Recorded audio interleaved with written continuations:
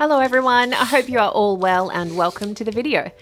So if you weren't aware, I did actually put out a vote for the country theme a couple of weeks ago of what to explore for my April bullet journal setup, but just as I did, the grave news came out of the invasion of Ukraine.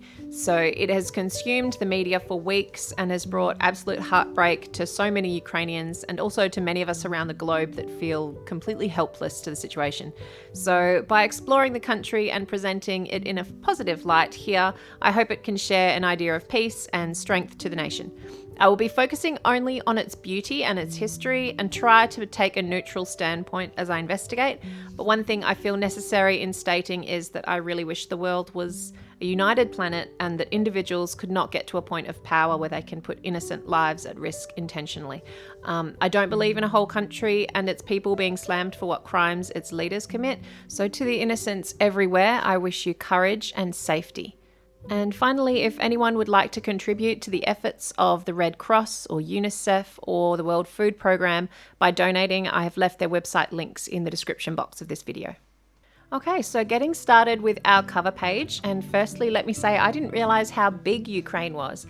It is basically the largest country in Europe, not including Russia, and has a population of 43 million, which is actually about half the amount of people than Germany has, and they are a third smaller than Ukraine. Now, immediately what I noticed in my research of the capital city of Ukraine in Kyiv is the amount of beautiful buildings and architecture was just really impressive. But the one that stood out most to me, and mainly because of its colouring, is the St. Sophia Cathedral in Kyiv. And this is the one that I'm illustrating here in the foreground. It is a beautiful monument and is a World Heritage Site. The original build started way back in 1011. And since then it has been damaged over the years, but the repairs and renovations have always kept it looking really beautiful. And these domed roofs are always what draw me to want to draw them. I just love the shape of them, and this color was incredible. It's like a teal, turquoisey green shade, and I just love it. And then there was a hell of a lot of gold on there too, so it was right up my alley. So when I saw this building, I couldn't go past it and just thought it would make the perfect cover page for this month of April, and somehow I could work a little bit of a more fairy tale like angle into it. So I really loved the viewpoint that I chose to illustrate this, because I was really just fascinated by the roof in particular of this building. I thought if we come from above and look down at it, perhaps our girl who's jumped into a book about Ukraine could be dancing on one of the roofs, which definitely I wouldn't recommend. This would be extremely pointy. But I love the idea that Ukraine is very famous for their music and their dance. They love it. It's part of their culture. And so I thought maybe a traditional Ukrainian dress on the girl while she's doing the Ukrainian dance might be ideal. The national dance of Ukraine is called the hopak. And then I've also tried to illustrate her in the national dress for this dance, which is called the Poltava costume. Now, St. Sophia's Cathedral celebrated its 1,000-year anniversary back in 2011. So I kind of picture that this is going back in time a little bit to where this girl is having a dance in the celebration of it. And to bring in the spring is a nightingale sitting on top or just behind the cathedral itself. Now, if you've watched my videos before, you'll know that I love to do my very illustrative cover page quite in depth, and I really use this as like a personal art project for the month. So I don't mind spending a little bit of time on it. This time, however, I did choose to go minimal with my line art in the background. I could have, kept painting all those background buildings in, but I thought it might actually take over and not be about St. Sophia's Cathedral anymore. So what I did was I just used my Pigma Micron liners and also a brush pen, my Fuda Nasuke brush pens in the foreground, and was able to kind of get a little bit of more depth happening by using the thick side of the brush pen on the right hand side, and then as if the light was all coming on the left hand side of the buildings. So to promote that kind of idea of bringing in the spring and it being all you know, maybe early morning or early evening, and having that beautiful sunlight coming down onto those roofs. So I've used some nice metallic gold watercolor on there too. And then I used watercolor for the roofs as well. So just kind of minimal colors in the background, and then just those two highlights, gold and turquoise. So I really love the effect of just choosing two main colors to work with, and it just makes me happy. I did struggle a bit with my dancer. She was tricky because she was so small on the page and her face looks a little bit scary if you look close up, but the overall effect is there, and I just wanted to try and push that idea that she is dancing and celebrating on the top of the cathedral. So I wanted to show that the nightingale was actually singing. So I ended up putting some musical notes in there across the sky and wrote in the title of the month of April. I did all this after I scanned it in so that I could make a digital version of this theme. If you do like this theme by the end of this video and you want to use it in your own journal at home, you can print out a copy of mine that I've created into a digital product, which is available from my website or Etsy shop, and all the links are always left down in the description box if you ever want to find something that I've created. So feel free to check that one out. And now that I have cut it out, I'm sticking it into the journal for that cover page. I really love making a Dutch door on my cover pages, and this one is no different.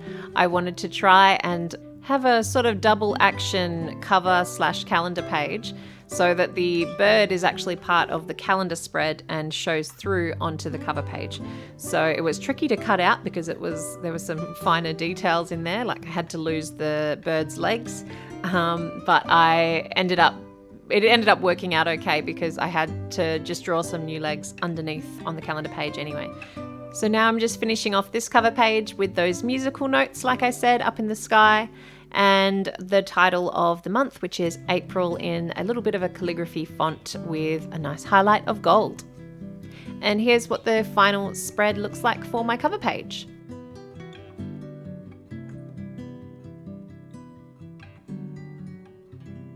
So moving on to that calendar page now, I did briefly mention that I had illustrated the nightingale in that cover spread, but I was also including it on this page because it is Ukraine's national animal.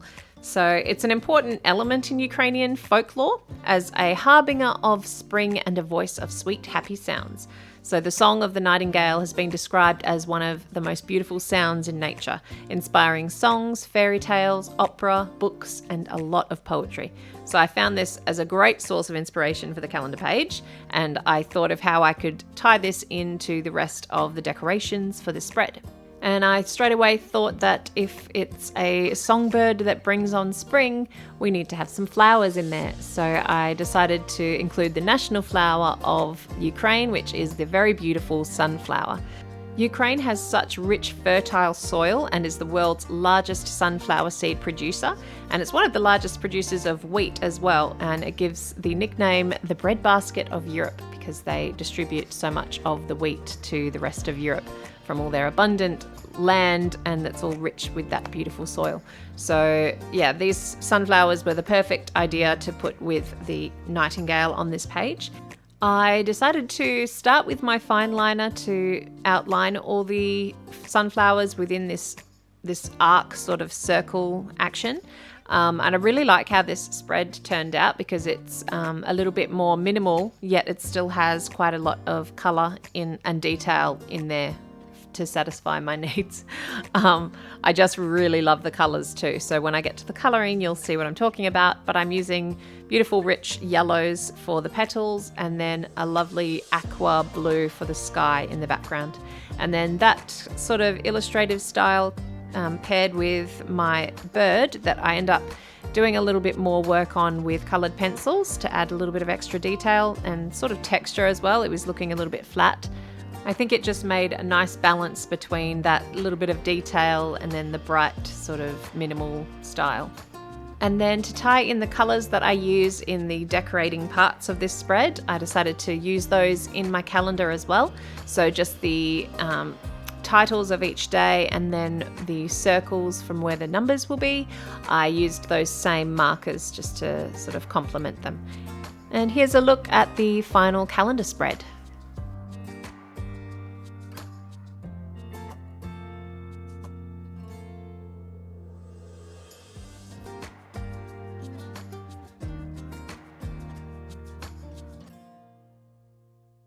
Now I'm moving on to my gratitude list and my meal planner.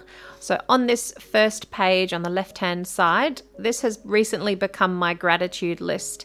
And before it used to be a needs and wants, but I just hadn't been using it enough. So instead of deleting it completely, I wanted a place to start writing down things I'm grateful for.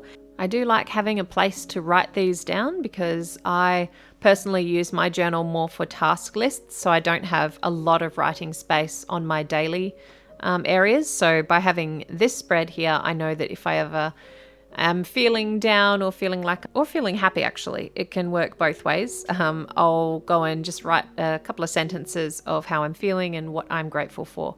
And now on this spread, I did want to give just share a moment for Ukraine and what they're going through. So I have written in calligraphy a nice quote that is just peace for Ukraine, and I'm sure it's what we all wish for them.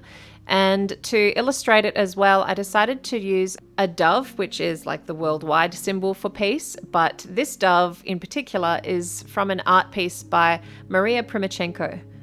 Now, this cool artist was actually highlighted to me by a subscriber. Thank you, Katerina. Once I saw Maria's bright and simplistic art style, I knew it was the vibe that I wanted for this month. I just wanted brightness overload for Ukraine, and her artwork is exactly that. She was a folk painter, and she was always inspired by flowers, animals, and just that really simplistic style, or they call it naive style of art. So she wasn't formally trained, but yeah, I just really like how easy the art is to reproduce, to be honest. It's just so fun to decorate your journal with something that you don't have to think about, and that you just go with it and try and make something that looks similar, and it doesn't matter if it's not perfect. So I do enjoy that kind of style when I've gone to the incredible effort of a cover page that I'm trying to make look really nice and realistic. And then to move on to a piece like this, it's just very refreshing for me. So I've left some space for me to write down what I'm grateful for throughout the month, and now I'm moving on to the meal planner. For this menu page, I wanted to display something from the Ukrainian cuisine, and it was just so coincidental that it was actually something Easter related too. Seeing as Easter's coming up this month, many Ukrainians are religious, so they always greet guests with bread and salt. And Pascha is cooked in literally every kitchen before Easter. Pascha is sold in every market throughout the country on the holidays. And according to tradition, when working with the dough, the cook should whisper positive thoughts to achieve the most delicious result, which I thought was just the sweetest tradition to whisper to your baked goods. All I whisper when I'm baking is, can't wait to eat you. Ukraine also has another Easter tradition of decorating Easter eggs. So this dates back to before the Christian era, and I felt so lucky to be able to tie Easter to this country somehow. Like, what are the chances of that? So these beautiful decorated Easter eggs are called pisanka or krashenki. They're decorated using beeswax and natural dyes. And there were several different egg decorating types. So the couple I mentioned were pisanki, from a word that means to write, and krashenki, from a word that means to decorate. So I couldn't really determine which one was which. If any of my Ukrainian subscribers know the difference, please share it with me. I'm interested to find out the truth about that. I couldn't work out which one was the specific Easter decorated eggs. But yeah, the process sends me back to my early school days as a kid decorating eggs at Easter. But I remember we would hollow out the eggs first, like blow out the egg. And then I just remember that being really tricky and a very delicate task, but it was a lot of fun. So I think decorating these eggs at Easter would just be a really nice tradition to uphold. And now we're moving on to my mind map page, which is always one of my favorites. I often find someone that I look up to or I didn't realize was from the country and sort of reflect a bit on their life and illustrate them here. So originally I was thinking Mila Kunis or Mila Jovovich might be good ideas for this page. I really love Mila Kunis's movies, and I only recently discovered that she was from Ukraine. So I did think she would make a great portrait, as she's very beautiful. But then I really thought about it, and the fact that she'd moved to America so young, I just would have rathered to celebrate a definite Ukrainian who's been there and going through the struggle right now as well. So I decided to focus on Olena Zelenska. Olena is the wife of the Ukrainian President Volodymyr Zelensky, thus the First Lady of Ukraine, and what I read about her, she totally deserves to be the focus of this page. You may have even heard of her in the later weeks, and she's really fighting for the country as the president is as well. She's actually a comedy screenwriter and has not given up her writing since becoming the First Lady. She actually wrote for the comedy show that turned Volodymyr Zelensky into a celebrity actor and comedian in Ukraine. So the show was a political spoof called Servant of the People, and I saw a little clip and it actually, it looks really funny. She has not quit that writing. She continues to do that while being the First Lady. She first met the future president when she was studying architecture at university. Then they were married in 2003 after dating for 8 years. They then went on to having 2 children who are now 17 and 9. Zelenska is very private and has described herself as not enjoying the limelight and preferred to being backstage, so was apparently not happy that her husband wanted to enter politics in the first place. But she is hardworking and immediately wanted to make positive changes in Ukraine when she became the First Lady. In 2021, she led the charge to improve food in Ukrainian schools because she really wanted to tackle the issues of childhood nutrition. She's an advocate for the fight against domestic violence and gender equality. She also has worked hard to promote the Ukrainian language since 2020 as well. Olena is the creator of an international summit called the Kyiv Summit of First Ladies and Gentlemen, and the aim of the event is to create an international dialogue platform that will help solve humanitarian problems around the world. And she has called this Soft Power in New Reality, which I basically think meant the kind of power they hold that is not so direct as their spouses within politics. I kind of love that, because knowing that there are nurturing women in an incredible position to be able to help the people and the planet, I do hope the future has more and more women in politics, because the thought of people like this behind our leaders is just, it's just a nice thought. She's also become a national icon because of her beauty and fashion choices. She has graced the covers of Ukrainian Vogue a few times, and what I loved about her is that she always wears Ukrainian designed clothing when traveling out of the country. She said to Vogue in an interview how nice it is to promote Ukrainian designers to the world. So because of all those lovely reasons, I chose to draw Olena, and I wanted to create a very vibrant piece that shows both the national flower, the sunflower, and the shirt of Ukraine's national costume, which is called a vyshyvanka. This is a white linen shirt with hand-sewn floral and ornamental embroidery on it. Both men and women wear it, and there was this really cute photo of her and the president wearing them together. I also used a really fun style for the surrounding elements, which were inspired still by Maria Primachenko. And I just really love how this picture I found of Olena, it just exuded cheekiness and happiness, and I really wanted to try and emulate that in the art piece. She's got the bright sunflowers, she's got all the hope of those lovely flowers and the bird from the Maria Primachenko artwork, and celebrating her national dress. I'm hoping that this little picture right here illustrates exactly what I'm hoping for the Ukrainian country for in the future. Just a nice beacon of hope and brightness. Now, if you're wondering what this page actually serves as, like what purpose it has, this I called my mind map spread because it's a place where you can put down things throughout the month that don't actually have a spot elsewhere in your journal. So it's some people call it a brain dump. I like to call it a mind map because it's usually where my ideas come and they'll grow, and it's a place I go back to for ideas. So anything that doesn't have a spot comes onto this page. So I like to leave at least one side of it free and then decorate the other side with the national lady of choice. To illustrate this, I am using coloured pencils for her face and hair and hands, and then everything else is done in fine liner and marker. So it gives you that nice contrast again of different medias. I love exploring different mediums, and I don't like being pigeonholed to one type of thing.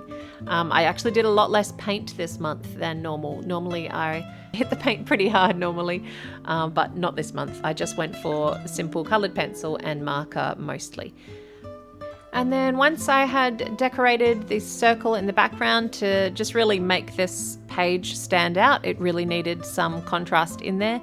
At the moment, there was just too much white space. So once I had finished that, really making those colors pop, I was very happy with how bright and happy it felt.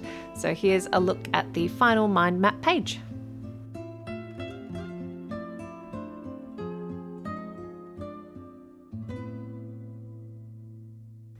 And now moving on to the Godliness spread, which is my kind of second last spread of the bullet journal, but I will warn you here that it's actually the last page for this setup because I've decided to do my weeklies in an extra video next week where I will just focus solely on the weeklies.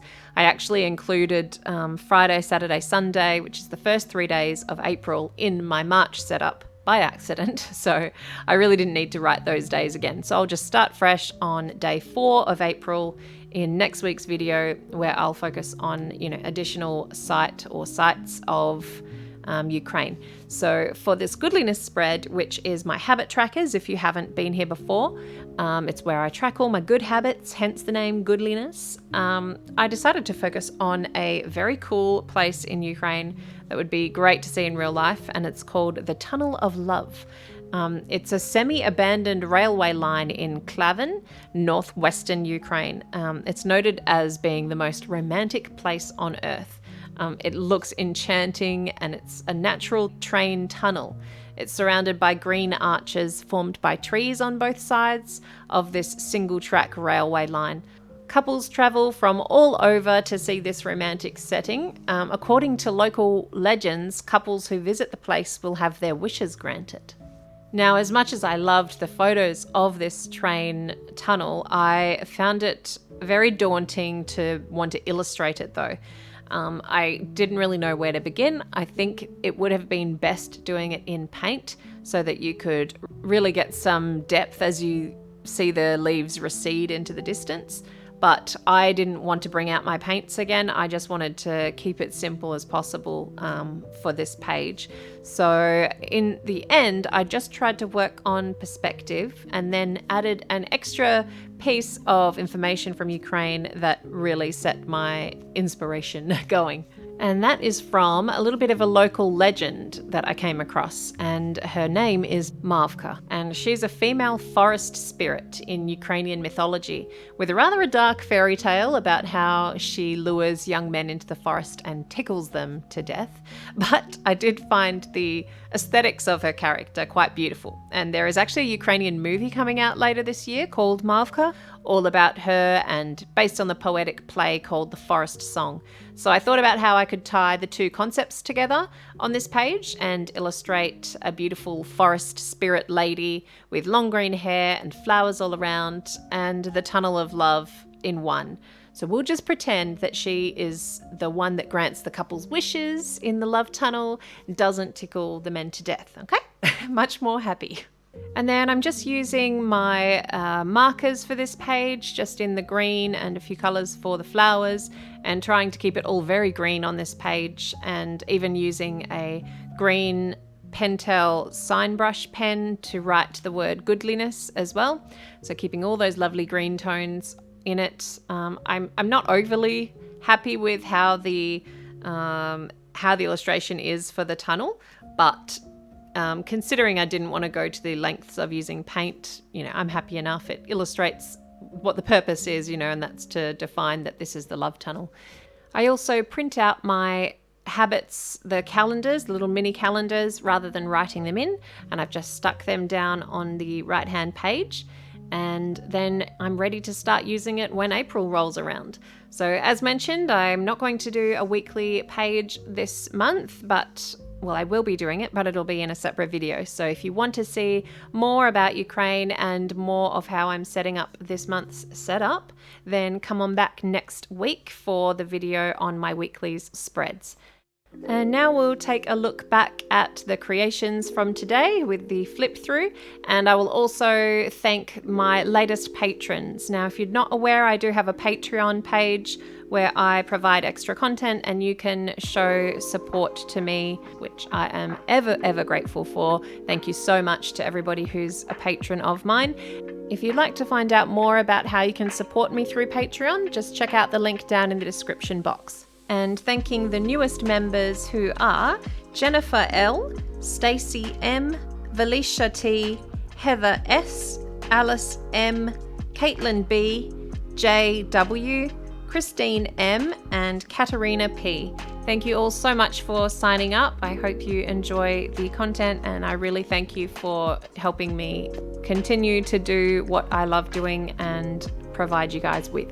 So, thank you so much for watching. I hope you learned a thing or two about Ukraine, and just remember those links down in the description box if you need anything more from me or if you want to help Ukraine out. So thank you all for watching, and I will see you again next week for the weeklies. Bye bye.